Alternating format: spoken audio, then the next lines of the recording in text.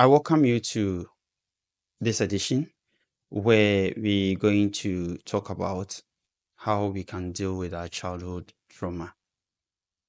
In our last episode, we spoke about the many things that we may have been through as children, but healing from childhood trauma is not something that can be done alone.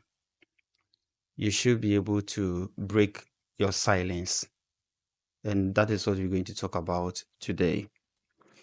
You may have kept to keeping your pain and your abuse because it was a survival instinct, sort of trying to cope with what we're living with.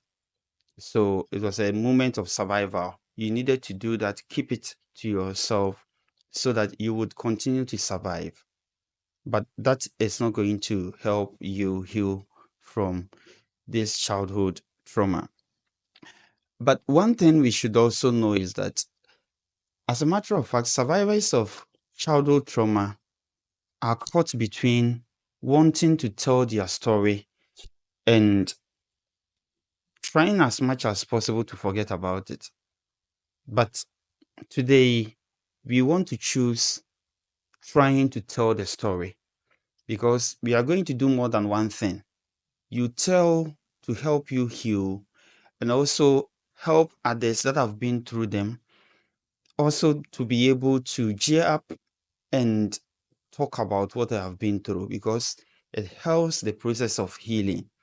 And that is what I'll be doing with you today. You consider somebody at the age of 5 to 12 who is being subjected into a lot of traumatic incidences in the house, whether by his or her own parent, siblings, or somebody else. And now you are an adult. Nobody seemed to know what happened. You walk around freely, but with a lot of pains in you. The moment you open up to talk about it, it's like you are relieved. And so we encourage those of us who have been through this or some of these incidents to be able to open up and talk and share. I know there are a lot of questions that will come up like, whom do I tell? Who do I talk to? These are relevant and genuine questions, but we should be able to talk about such incident. It is said that as long as you keep secret and suppress information, you are fundamentally at war with yourself. And so allowing yourself and breaking the silence, it's like when somebody wants to throw up, the more you suppress that, the more you feel okay, if there was a word like that. You don't feel fine if you suppress that urge to throw up. But the moment you're able to do that, then you are relieved and you feel very normal and you feel very comfortable. And that is how trauma works, especially the childhood trauma. If you're able to stand up at this time to talk about them, it helps you heal faster and also help others heal because it's not something that you can deal with it your own self alone. And this is just for you to know that there are people who are willing to help.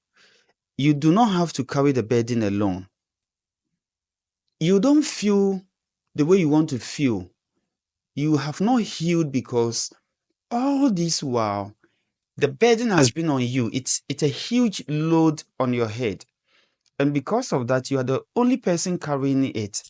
It's so huge for you to carry alone. As soon as you talk about it, it's like you distribute it and people carry them along with you. And that is why you become light-headed. If somebody stands up to talk about their childhood experiences, those of us that have the privilege to listen to them, whether you are a therapist, whether you're a counselor, a trained counselor, whether you're a preacher, or whoever you are, if you are fortunate enough for somebody to open up to you, what you can do to help is to listen.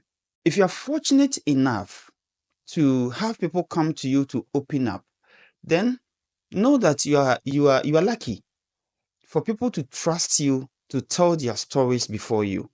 And you should be wide open so that people feel safe around you and talk about their issue. It is the only safe environment you can provide somebody who is going through a childhood trauma to heal, because talking alone is therapeutic. It's just like when couples fight. The wife might have a lot of issues to talk about. The husband might have a lot of issues to talk about. But if the other partner does not listen, then it builds up. But when you're able to open up, listen to your partner, then it heals them from that kind of pain. It may or may not be so much of an issue, but because they don't talk about it, it builds up and it erupts. But when you listen, then the person will be on the way to healing. And that is what I want you to do. In ending, in our next episode, what we're going to do is to share with all of us some principles and approaches to practical principles and approaches to healing when it comes to childhood trauma. But the first thing I want you to let you know is to be willing and feel safe to talk to people about it. Of course, you can't talk to anybody. You can talk to people you trust. You can talk to preachers, pastors, but more importantly, you can talk to trained counselors as well. People should be willing to listen to you and feel safe to talk about your issue, because it is going to help you heal from these childhood experiences that are not good to talk about, and also grow into it. Thank you once again. Subscribe to the channel and don't forget to hit the bell button so that you'll be notified whenever there is the next video. Join me in our next episode. My name is Kwesi Ankoma Jr.